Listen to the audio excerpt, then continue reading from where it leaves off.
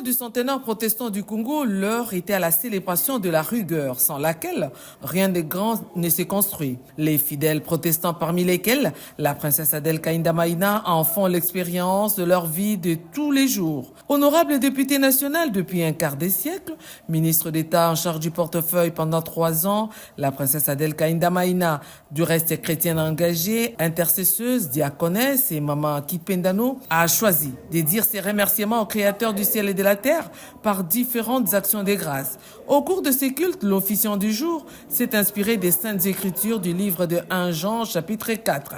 Autour du thème « Aimer Dieu, aimer son prochain, aimer son pays ». La nécessité de mettre la parole de Dieu en pratique est apparue comme une urgence nationale.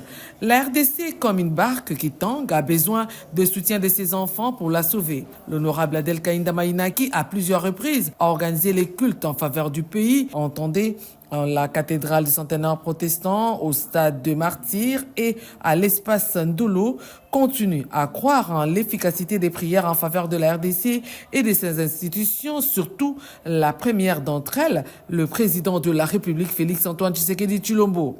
Par ailleurs, l'honorable Adèle Kaïnda Maïna a porté la voix de sa base électorale pendant 6 législatures, et ce avec des scores qu'on qualifierait des plébiscites. L'Étoile verte de Sandoa lance ainsi un appel aux jeunes, surtout les dames, désireuses d'embrasser la carrière politique, de bannir la peur pour mieux servir leurs électeurs. La princesse Adèle Kaïnda Maïna est un véritable modèle dans la législature congolaise.